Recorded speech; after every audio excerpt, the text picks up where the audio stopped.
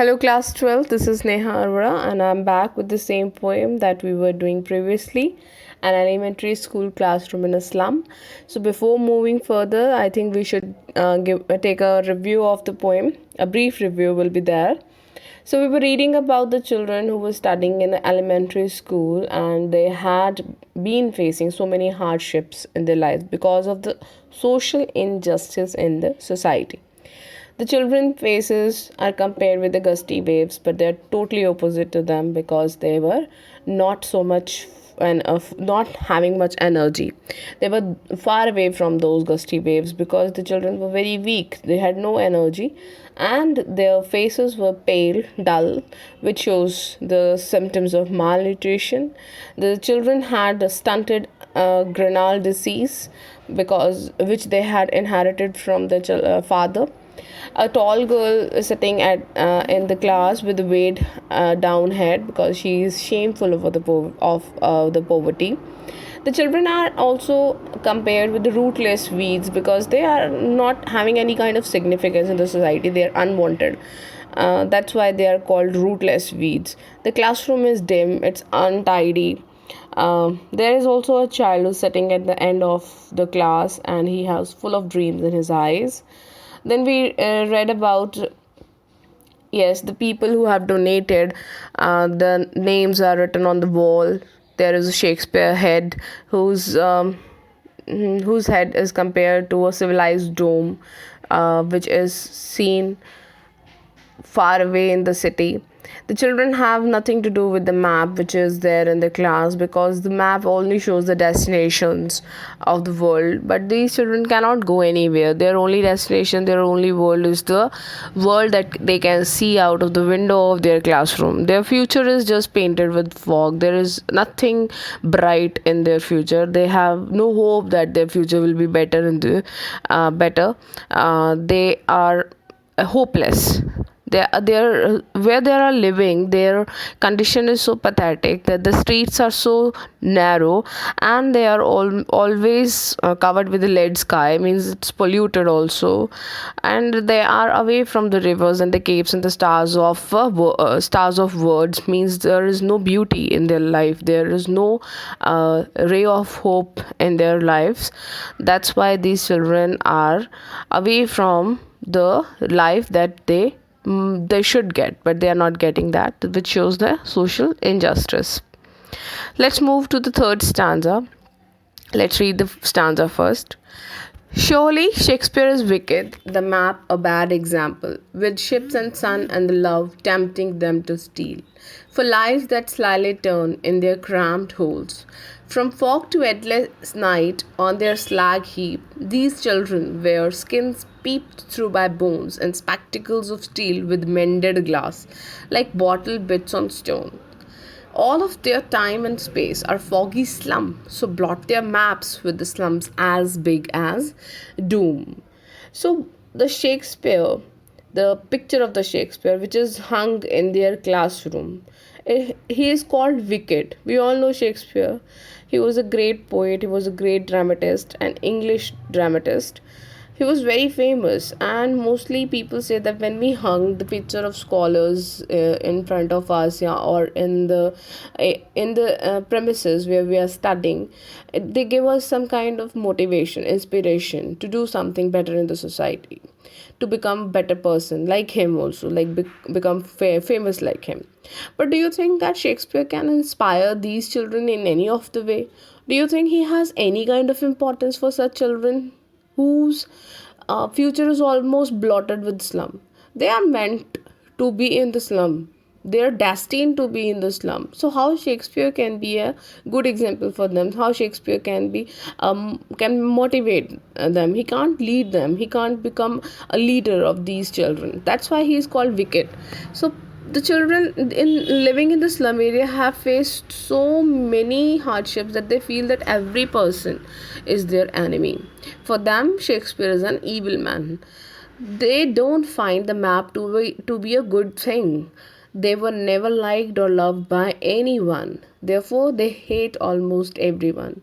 Their desire of being loved by others forces them to steal. Obviously, if they want to become like others, if they want to get everything what other people are getting, if they don't get it, they'll try to get it. Or they can become thieves. They try to steal it. Sometimes when we don't get anything but we want it, we try to snatch it, छीनने की कोशिश करते हैं. जब हमें कोई चीज़ नहीं मिल पाती तो हम उसके लिए गलत रास्ता भी अपना लेते हैं. तो वो बच्चे यही करेंगे. They can choose the wrong path to get whatever they want in their life, because उनको मिलना तो है नहीं है, because they are living in a slum area, which is because of the social injustice in the society, and they are deprived of all the privileges, all the amenities and the facilities that a child must get, but they can't get that easily. So they have to get it in a wrong way. They'll try to become bad person, and they try to get everything whatever they desire, because they are tempted to get these things. When they see the pictures, when they see Trolley's Valley, we can take an example. It's so beautiful. It is full of churches. There are so many roses, so many flowers are there, bells are there. So they are not able to go there, but obviously they will tempted to do that. They want to, they get attracted to these things. So for getting those things, they will try to choose a wrong path, and they can become thieves, they can become a bad character. So these things, which are whatever is there in their classroom, they cannot give them anything in a positive way. They can lead them in a negative way, right? So they live in small homes and they have started adjusting to it. The line is there. For life that slyly turn in their cramped holes. Cramped holes में कौन रहता है? Mouse. So they are also compared to rats. In the first stanza we read the rats eyes. Here again they are compared to the rats. They live in the cramped holes. The very small places are there where they live, but they have adjusted. Now they have adjusted to live in those kind of areas which are full of darkness. There is no hope for their future. They live in small homes and they have started adjusting to it. Their life is going towards an endless night. This means that their future is full of darkness. These kids are so thin that one can easily see their bones through the thin layer of skin. Where skins peeped through by bones and spectacles of steel with the mended glasses. तो skin के अंदर से जो bones हैं वो झांक रही हैं. It means that how weak they are, how much weak they are. It shows their skin is like the thin layer of cloth, and the bones beneath are visible through skin. These kids suffer from malnutrition. They don't get proper food. They wear spectacles which are made of steel. They are cheap and uncomfortable. Even the glasses, the lenses and the spectacles, they are also broken and they are repaired. और उनको repair ऐसे किया हुआ जैसे कि छोटे छोटे glass के टुकड़ों को जोड़ा जाता है पत्थर के ऊपर, उस तरह से लगता है उनके जो spectacles हैं. So how can they see anything through those glasses? You can understand what kind of pathetic condition they had been living in. The spectacles look like stones which have been repaired with the pieces of glass sticking out of them. Here the poet tries to explain that these kids have to face so many hardships in their lives, as these slums are getting bigger and they will destroy the future of these children. It is very difficult for such kids to escape from them, right? So their life is totally blotted with the slum. Their maps, so blot their maps with the slum as big as doom. Why this line is written here? They blot their maps, because their maps means whatever the destination they are destined to, it is only slum area. So the map should be blotted. Blot मतलब धब्बा, काले काले धब्बे होने चाहिए map के ऊपर, क्योंकि वो काला धब्बा क्या दिखाता है? स्लम को, because that is only their world, and it is a devastation for them. It is a kind of disaster for them. Clear?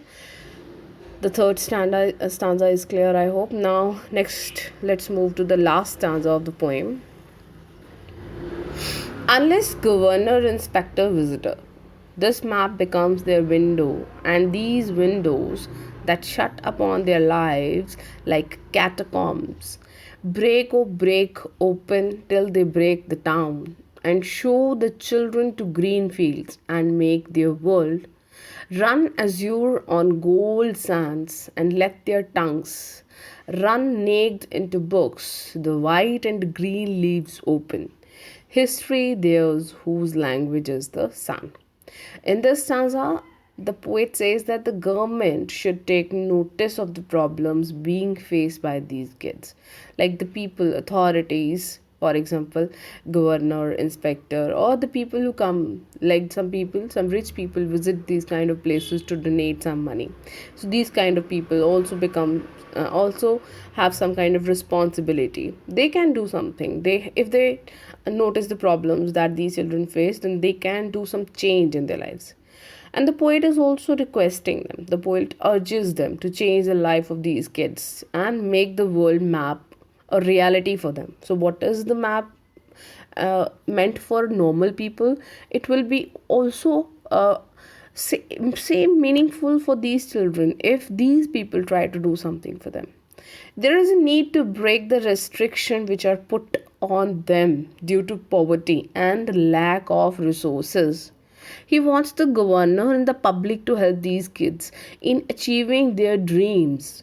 They also have the right to achieve the dreams. They also have the right to live in an open air, under the open sky, clear sky, and to enjoy the beauty of nature.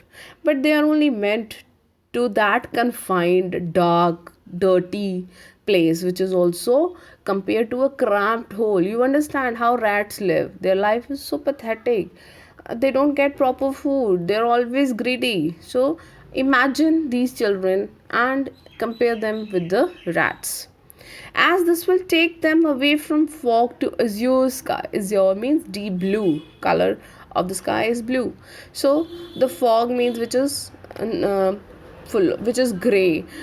We can also say that it is polluted, right? So from fog to azure sky, the poet here wants to say, in this way the kids can be taken away from the darkness of their present to a bright future. He wants these kids to experience the sands and the beauty of nature. As I told you earlier, that they are also meant to enjoy all the beauties of the nature, like normal people are, normal children are. So if they are taken away from that darkness, they will be able to enjoy all that beauty of nature. They will experience the beauty of nature, as this will lead to a desire of gaining knowledge, and they also learn something from the nature. English poets always say that we learn a lot of things from the nature. Nature is like our guide, like our teacher. So when the children will come out in the beauty of nature, in the lap of nature, they'll learn a lot of things. Not only the books, they will learn from their surroundings also. They will then go through the white and the green leaves. Here, white leaves depict the books and the green leaves depict the nature. So both kind of knowledge is important for these children, and they must get it. This will then result in their progress, and they will also be able to paint a bright future for themselves. They also will become, they can become famous. So, history theirs whose language is the sun. They can also be able to make a history for themselves. They can become famous in the society. The people can remember them, like we always remember the intelligent people, the scholars. So they will also make their future bright, and they will be known in the world. They will create some history for themselves. So it is only possible if they are given the equal facilities, they are given the equal importance in the society. There should not be any kind of injustice on the basis of the wealth, on the basis of the caste. These children must get all the amenities in the society. So that's all with the poem. I'll send you the PDF for the question answers and the summary of the poem. Go through the summary once again and tell me if there are any doubts. We'll clear your doubts. Okay, students, thank you and have a good day.